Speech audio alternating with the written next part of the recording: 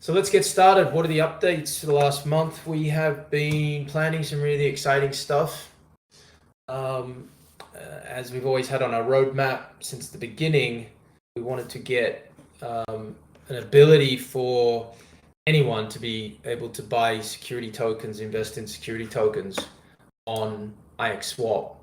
How we started off the platform was with the first two partners who were licensed to issue and custodize these kind of security tokens. Investor X in Singapore and First Digital in Hong Kong. So we were able to build the first two trading pools, but they were for accredited investors only due to the licensing of the first partners. So we've been hard at work working on the next B2B partners for IXSwap, and I think that we will get the target right now is in Q1. So we're saying somewhere in the middle of January, February, March, where we've started building out the technical capabilities for retail access and working on other licensing solutions. So we can be kind of legal and compliant, but we can make it just as easy for anybody to buy crypto and anybody to buy security tokens. So this is a huge area of focus for us, and it's something that we've been working on for over a year. And that's one of the most exciting things I think we've been putting on our roadmap. On top of that, you'll be able to not only do swaps, but we're going to have a focus on primary issuance, which is investing in security token offerings when they're first launched. Why this is super important. We think that I strongly believe the Web3 narrative around community ownership is currently predominantly a half-baked idea. So why do I think it's a half-baked idea? So one of the biggest key narratives around the Web3 DNA is that you get community ownership around the tokens, which are facilitating the ecosystem, and therefore the holders of the tokens are being rewarded. And as the ecosystem grows, the value of the token grows. This is the plan, and therefore everyone gets to join in the ownership of the platform, protocol, whatever the Web3 business model is. And why do I think that's half-baked? Well, just take a couple of examples. Solana was a good one that I remember because it was so big. Sometime, I think it was in 21, as the Solana token was growing rapidly in value, Andreessen Horowitz and FTX and a bunch of other investors, don't quote me on those ones, big name investors, I think they put hundreds of millions of dollars into Solana. Now, where does that money go? And why would they put so much? Why don't they just go buy $450 million worth of Solana tokens? Well, because behind every platform is predominantly a business model. Behind every protocol is a bunch of people. Behind every Web3 GameFi, metaverse is a bunch of people who are essentially building a business. So when you start thinking about metaverses and GameFi and all these interesting, exciting companies and cool projects, people are forgetting that there's actually a company there. And so even if they've launched an ICO, even if they've launched some kind of governance utility token, which is great and part of the ecosystem, but who owns the platform? And typically it's venture capitalists. They sit on the cap table, they sit on the equity table of these businesses. So why am I telling you this story? So why it's important is because I think the future of fundraising for startups, especially blockchain-based, but not just blockchain-based, will be issuing security tokens for equity in their company. And the reason that's important is because with an IXSwap, we'll be able to facilitate this. And what it means is you can have a full picture, a fully baked ownership structure. If you're really looking at platforms that truly believe in a more decentralized ownership model, not only will they allow users of the platform to buy their tokens, their utility token, the governance token.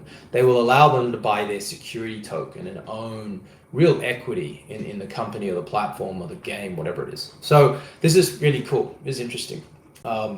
And, actually what's also interesting looking around the space now is that a lot of the DAOs that are coming out are running for legal cover.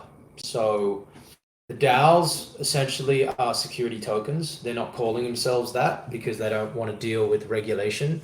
But Sushi DAO is the best example. Just recently, they took their DAO that was issued on public protocol and issued therefore basically on Ethereum, not in a country, and went to Cayman Islands and Panama and somewhere else and attached their DAO to a company in a jurisdiction. Why? Because there's people behind that DAO. It's a business. It's making money, even though it's being sold predominantly as this completely distributed ownership and everyone shares equally and everything.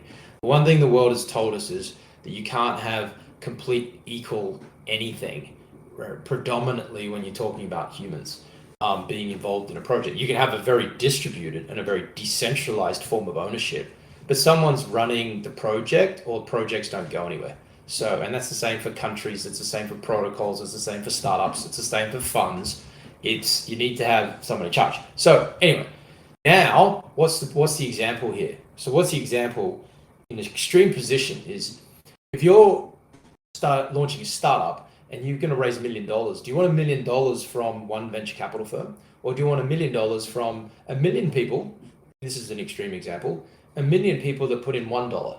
So what would I choose? I choose 1 million people because that means I have 1 million users. So to create users, true usership, and remember as well, these are users that own the platform, right? Let's call it the project, right? Let's use the word for project right now. They truly own a form of the project. So they're vested, they're really vested. If you think about ICOs and crypto, those people don't own the project, and most people who buy these tokens are pump and dumpers. They don't care anything about the success of the project. Most of them want to get their hands on their tokens. They want to dump them as soon as possible and get on to the next project. So security tokens bring real ownership of projects, and they bring the ability for the founders to sell ownership to a very large distributed group community, build their community, and have real ownership, and maybe find a much better community that truly believes in the projects and the products that are there long term and aren't just in for the short term pump and dump of the ICO or the crypto, whatever token it is. So this is really cool and interesting. And this is a narrative that we're taking out to the marketplace. And it's been hard because now IXSwap will bring retail access to the security tokens. And again, if you look around the entire world, there's very few places that's happening yet. Because it takes a long time, licenses and all these disclosures and all these kinds of things. So we think that there's going to be a lot more interesting products coming to the platform. And we've also been working on our next B2B partners who are going to connect to the platform. So what does that mean? So IXSwap was always built to build a platform that was agnostic and willing and able to work with anyone who was working in sort of security token space. So security token issuance platforms, security token brokers, security token custodians, security token exchanges. And when you look around the whole world, there's now about 25 to 30 that I'm aware of. There's probably more that are coming live right now. So last couple of years, they've spent time getting these licenses. So now they have infrastructure, right? So if you're a company, a startup, fund manager, you can find platforms in good countries, good jurisdictions, not just random jurisdictions, but good jurisdictions like New York, Singapore, Hong Kong, London. And this is where the real money is, right? And this is where the most money is in the capital markets, because those markets have the best investor protection. So the irony of, people who want absolutely no oversight for, any kind of digital assets is, it's proven in the history that where the strongest protection is for investors is where the money flows, is where the bigger markets are. Again, whether that's regulated or DeFi or smart contract protection, it's an interesting note. But point is this, now this infrastructure is laid in all these key markets. You have like investment banks and real estate groups and, cool cool products come to the market is really alternative assets and higher quality and bigger sized assets. Now they're all coming to launch. They're security tokens, but they don't have any market making. So IXSwap goes into all these platforms, and now we've got the third one that we're signing up right now, and our goal is to get all of them. And we're going to these platforms, and the value proposition is very clear. It's saying you've spent a couple of years, it's very hard, a lot of money, a lot of time, work with a regulator, whoever you are, get a license to do this legally, build the technology, and understand that. Now you're in a position where you can actually sell, you can start to make some money. Now, everyone who's coming to your platform says the security token thing sounds cool, sounds interesting. Digital share versus a paper share. Okay, obvious, I get it. Connecting, issue your shares as security tokens. You can then connect to all the other digital assets, cryptocurrencies, NFTs, DAOs, because we're all using public blockchains if you issue a security token on public blockchain. So it opens up this whole new universe, connection to DeFi, lending, borrowing, staking, which is all going to happen for security tokens as well.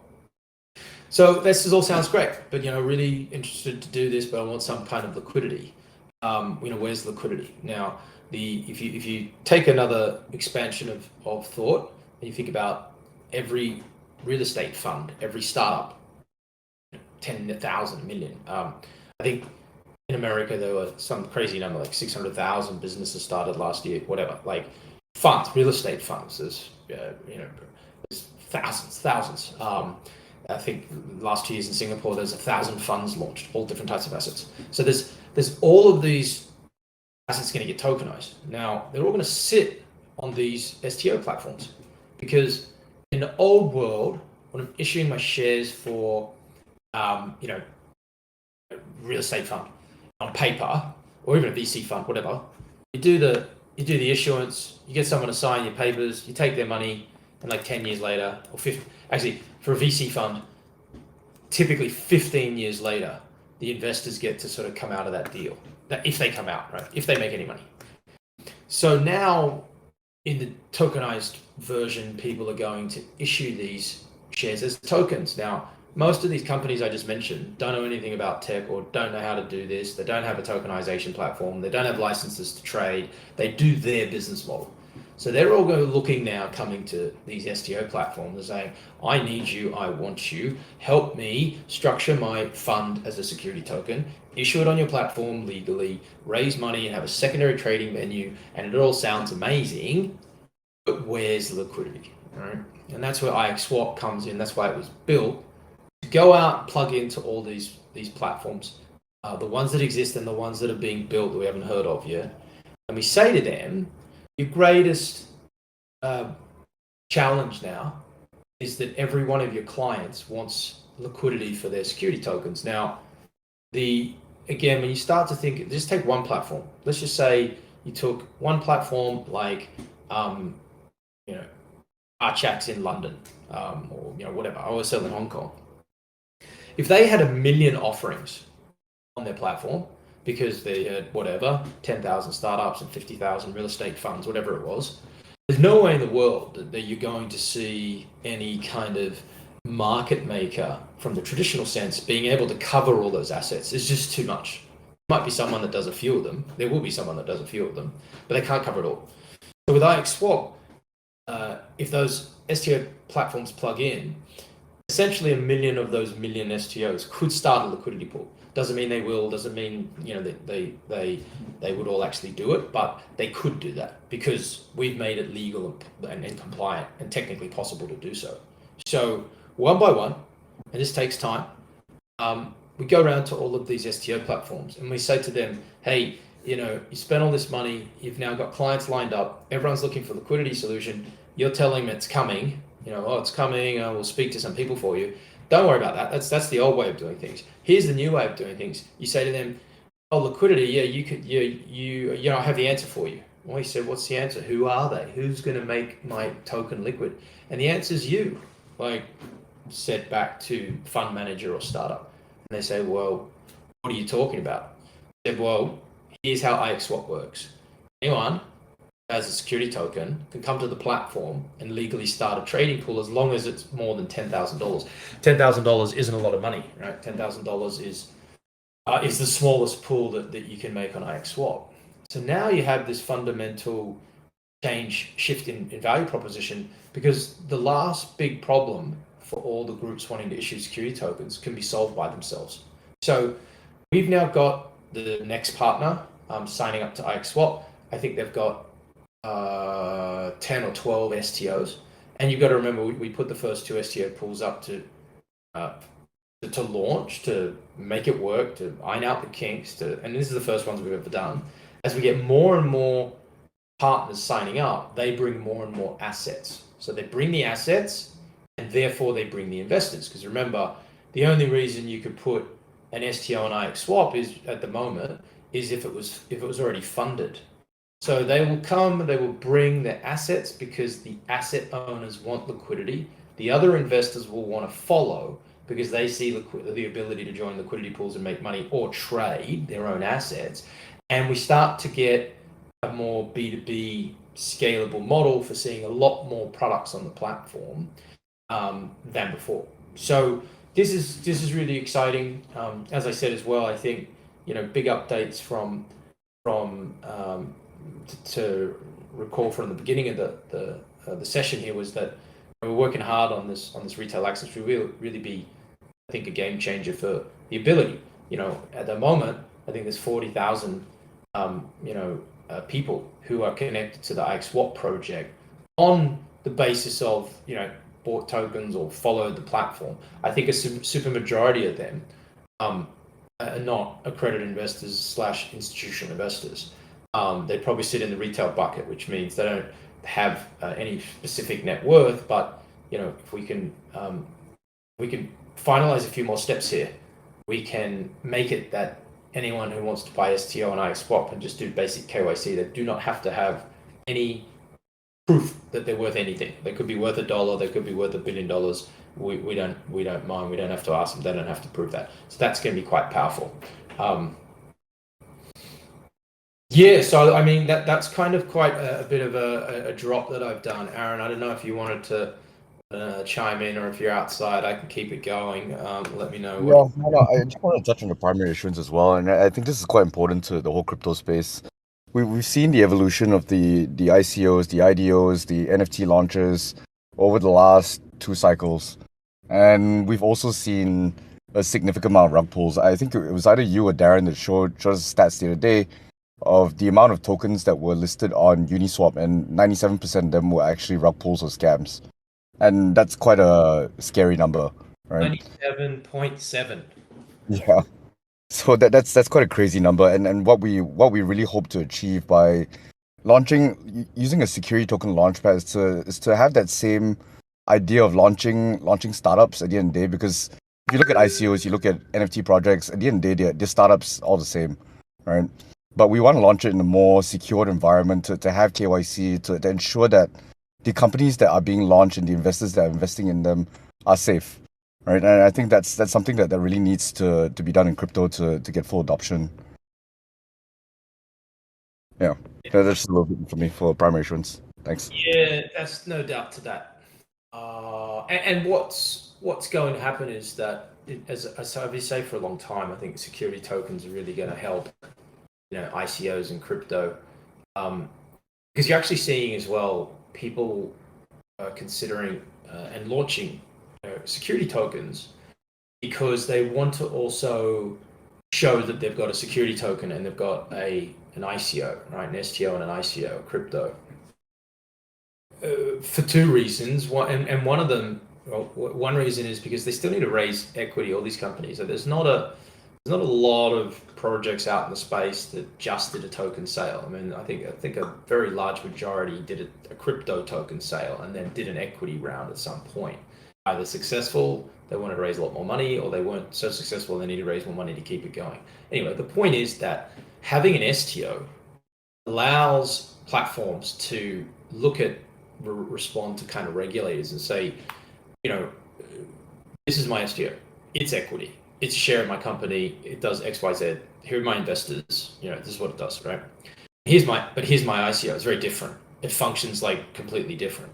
So a lot of the projects, have been in trouble or hot water over the fact that their ICO looks and feels a bit like an STO because they're all trying to squeeze more value. So they start to sprinkle securities features around their offering to make it more valuable so people would buy it.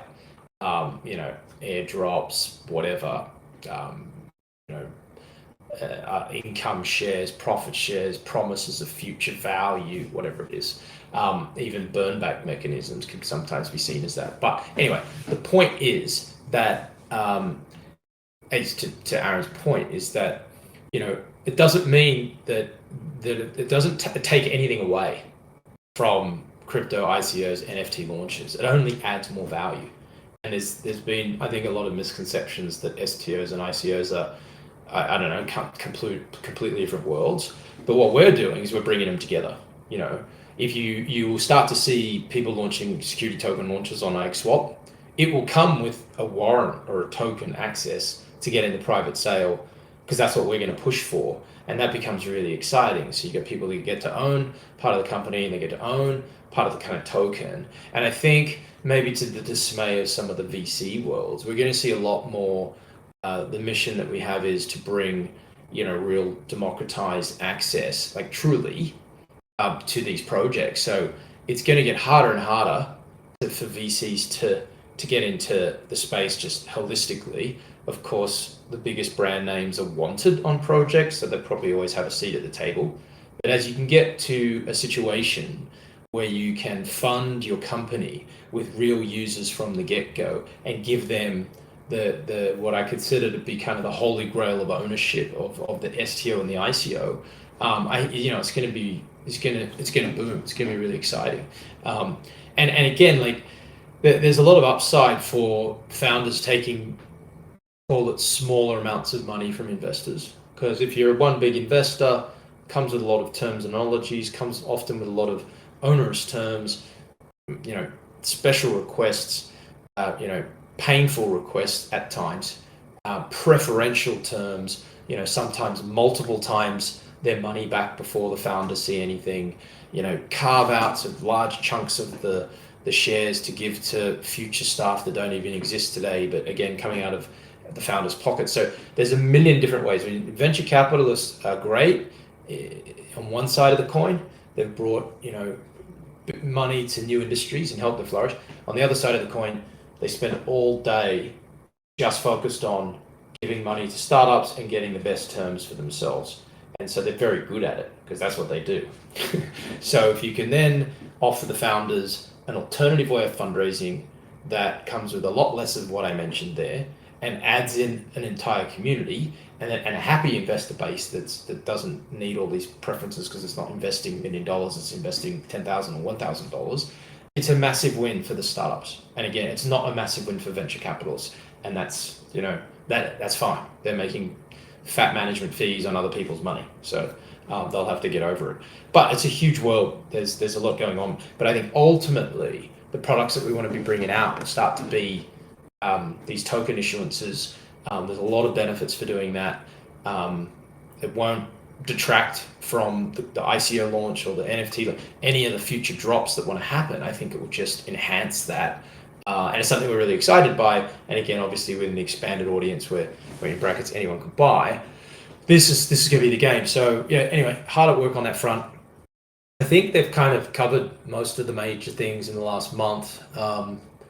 I think we've got some building going on. We've obviously trying to really revive our Discord, so we appreciate Undine, the team over there, helping us do that. We want to try to build this up again, make it super active, and as we launch a lot more exciting, interesting projects, we are aware that it's been slow in that department. The team has looked at every single STO in the world we could find, over 1,000.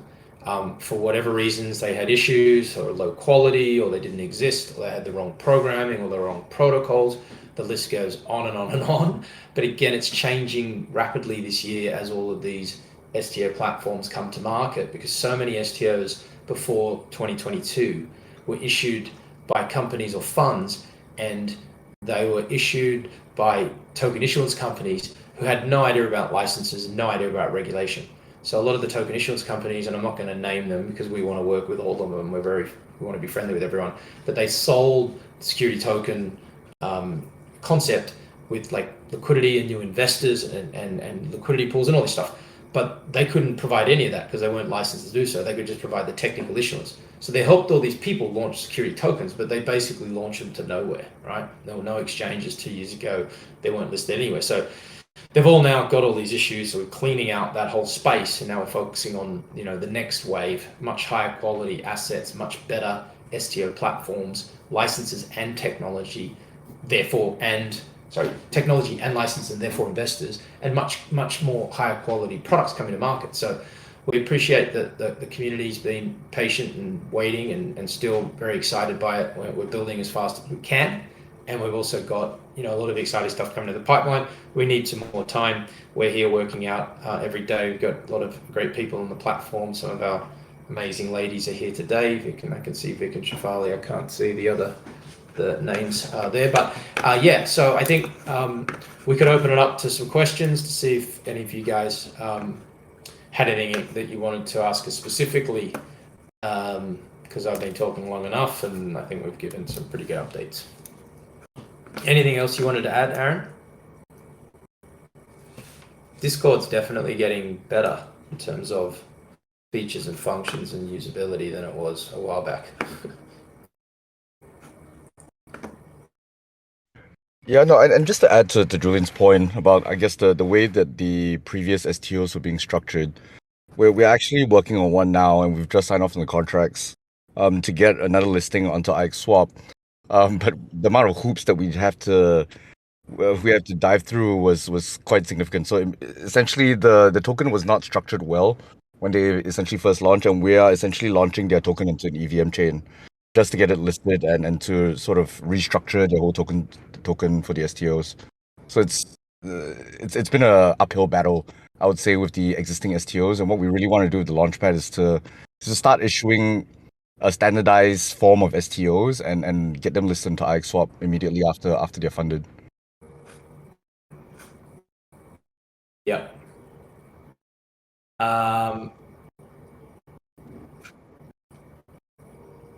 So with the first question regarding the primary raise, the way that we structure it is that there's a soft cap and a hard cap for the raise, right? So say the issuer says that I'm fine raising up to a minimum of 1 million, right? But what I really want is 2 million.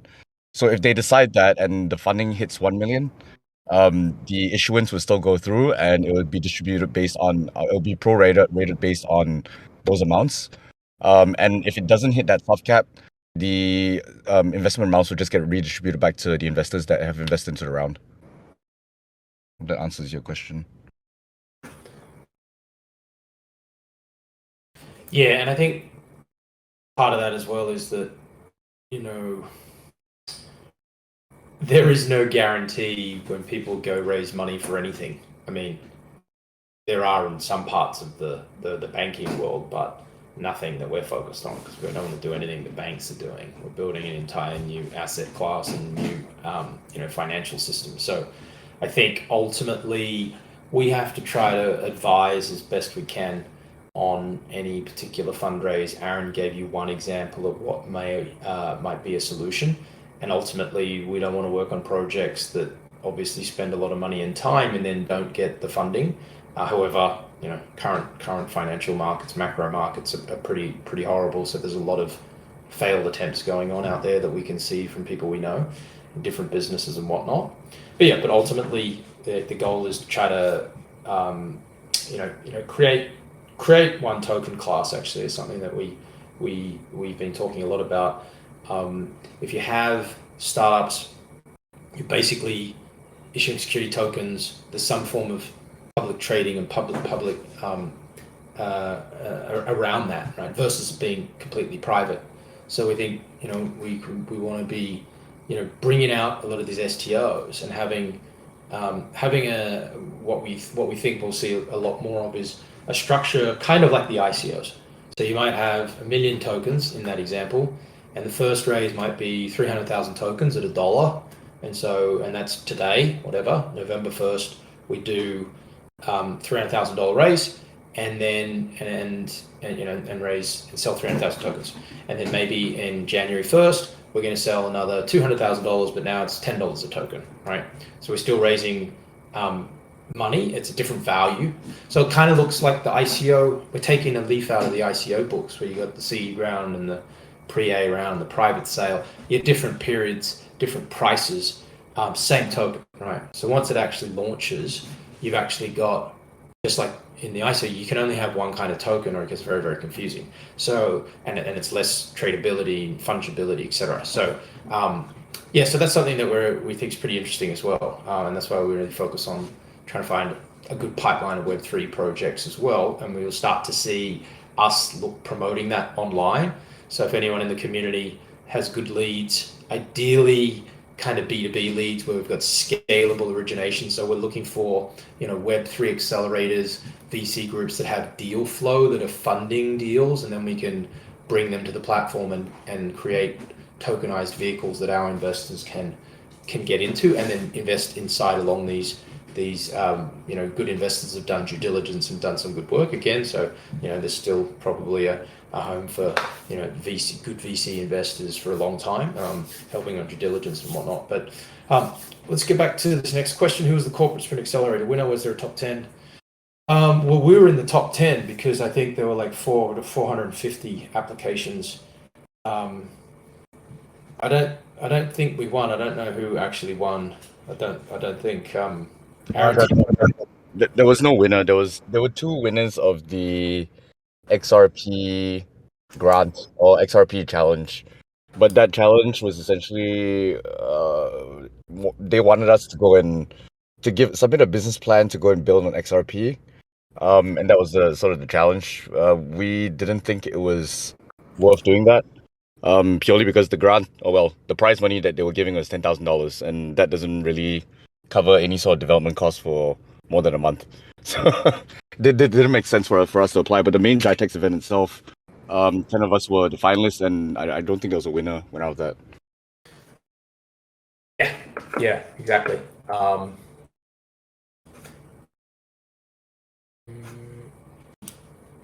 Yeah, but I think ultimately it was an interesting journey for us. We met some really interesting people. Good to see the landscape, understand more about the regulatory environment, meet a couple of crypto funds that we're speaking to who want to look at investing in the pump in IXSwap. Okay, right. Next one. Has the IXSwap considered a partnership with STO Box? From what Julian Jean said, I think both companies would definitely benefit. Yeah, look, we're open to all kinds of partnerships. At the moment, we can do everything STO Box can do, but they can't do everything we can do. So ultimately, they're trying to, from my understanding, Jim seems like a nice enough guy, they've built technology and they want people to rent their technology. Now, that's fine, but two of the key magical ingredients to IXSwap is behind the platform and the tech is a security token broker and a security token custodian that facilitates legal and compliant and technically enabled liquidity pools for security tokens. And when people trade them, it's going through the STO broker. And when people are putting STOs into the pools, it's being custodized by the STO custodian. This is the only way to do it in the world today, legally. So we have that. STO Box doesn't have that. They just have the tech. So if anyone wants to rent their tech, they're going to have an STO broker license or an STO custody license to make it work. Some people have that. Banks have that, or banks will have that if they don't have it already. So we've already been asked by ourselves to sell our technology, rent our technology to someone who has those licenses. We're not interested in that model right now because we want to try to create the biggest pool of assets where everyone can trade with them. So if a bank wants to use IXSwap's tech, we might sell some tech to them and try to make that work at some point. But it would be for their investors and their assets. So it doesn't help our community. And it's just a service for a bank. Again, we might consider it in the future. It's not something we consider now. But we could do that. But again, I think it's much more valuable and it wouldn't work. I mean, STO Box essentially would not be able to, STO Box only built their product because of IXSwap. If IXSwap didn't exist, they wouldn't have built it. because without us showing it actually works, it's just a tech solution that's got all these legal requirements and licensing requirements. That's too much of a head screw for most people to get their hands on. Again, that being said, huge world, good luck to them. Hopefully they can sell tech to someone else. And maybe we'll do some partnerships with them in the future, where I think, a few steps ahead of them by the nature of us starting.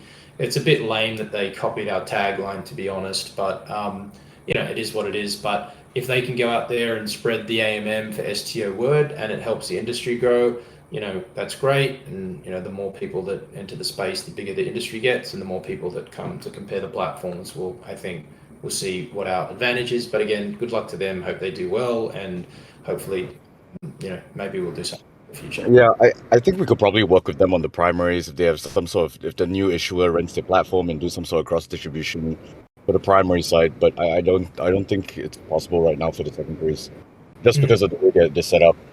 I mean, we're having conversations with some people, a white label partner who's pitching our platform to banks, right? And they themselves have already said that there needs to be a whole lot more compliance and KYC and all that kind of stuff attached to it right now.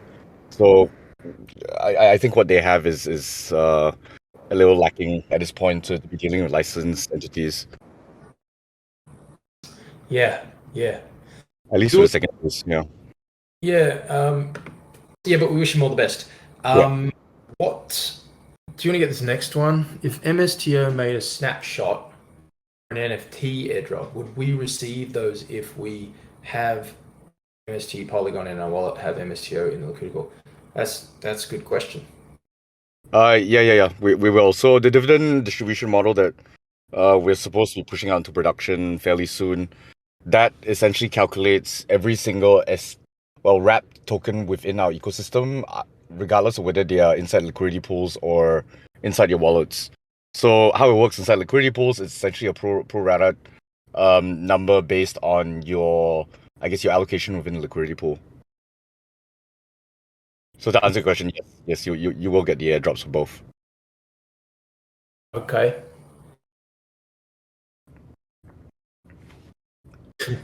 Why didn't MSX make IXS for different companies that are selling product? We wanted to provide the services to the whole industry, and we didn't want the platforms to think that, regardless of how amazing IXSwap is, that they didn't want to use it because maybe they think they're in competition to InvestorX or something else. That's one of the major reasons we wanted to provide these services to everyone, and that's why we did that. I think the other important point is that this innovation of AMMs, which crowdsource market making, anyone can start a liquidity pool, is new, right? I mean, Uniswap created this, and they brought that magic to the market. Uniswap is not making markets in a traditional sense. So a traditional market maker from the securities worlds has to have a license, typically has to have a license to provide those services, because typically market makers only exist, I'm saying typically, there's a few outliers here, but I just keep it trying simple. They only exist in exchanges, and exchanges are only exchanges in a traditional sense in terms of terminology and understanding if they have a marketplace. Within that marketplace there's an order book and a matching engine, which is what you look at when you're in Binance or when you're in NASDAQ, all the different stocks and how many people are buying, how many people want to sell. And that's the traditional market making service, if you will. And because it's buying and selling securities in an environment, lots of investors, it's highly regulated service. Again, in traditional securities markets, you need license, and there's that model of making bid offer spreads, and that's kind of the traditional way of doing it. So the reason I'm telling you that is because IXSwap doesn't do it like that, right? And that's the same reason why there was no liquidity on the dexes before as Uniswap, because before Uniswap, there was no liquidity there. The only market makers only understood the model in the traditional sense, where they were on Binance making they're making spreads, bid offers on inside Binance, whatever, on BTC or altcoins, whatever. And so even in crypto, the AMM model before it was invented, didn't exist. And then therefore there was only one way to get liquidity, which was in a centralized crypto exchange with, call it, crypto market makers making markets that way. So with all that said, when we launched IXSwap, it's the very, very first platform that's created this ability to have, crowdsourced market making, not an order book and not a matching engine, using smart contracts, creating liquidity pools. Anyone can join, share the market making fees. Again, we thank our good friends at Uniswap for creating this invention. So we also didn't want to launch it and then be told by any particular regulators that this needs a market making license, because it doesn't, because it relies on its other licensed partners, because the technical innovation and the design of the architecture is very unique. But we do know other startups that started platforms that clearly didn't need licenses, but they got shut down by the regulators because regulators couldn't understand. They said, you need a license for this model, even though it's a different model, but it sort of says what it is. And I mean, even AMM, right? It's even called a market maker. So from a regulator's perspective, they might have thought, well, you're a market maker. You call yourself a market maker, or you need a market making license. We're like, no, we don't need market makers. So the regulatory clarity that we wanted to keep, there was a business model for scalability, and that there's a bunch of different reasons. And we want to make sure that both platforms could continue growing without any issues. And we've had zero issues, touch wood, because we've done everything cleanly, compliantly. I think we have one or two other platforms in Singapore that might want to start using IXSwap, but we also are looking kind of all over the world to try to plug into as many STO platforms as possible, including one or two groups in the US, a couple groups in the EU, a group in Hong Kong, a group in Canada, and I think one in Germany right now as well.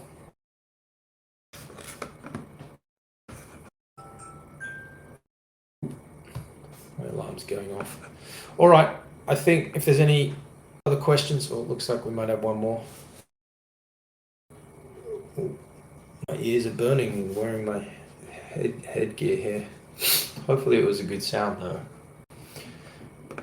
Okay, that's all the questions. Awesome. All right, look, thanks for everyone joining. Appreciate you taking the time. We're going to record this, put it up. Again, last message, please keep following the posts we've got. We're going to be looking for some interesting startups. If you've got any ideas around that, we'd love to speak to them. We appreciate your support, and stay with us. We've got a lot of exciting stuff coming down the pipeline. Thanks to the moderators, moderating team for supporting this. Emrex, Undine, thank you very much, and see the rest of you soon.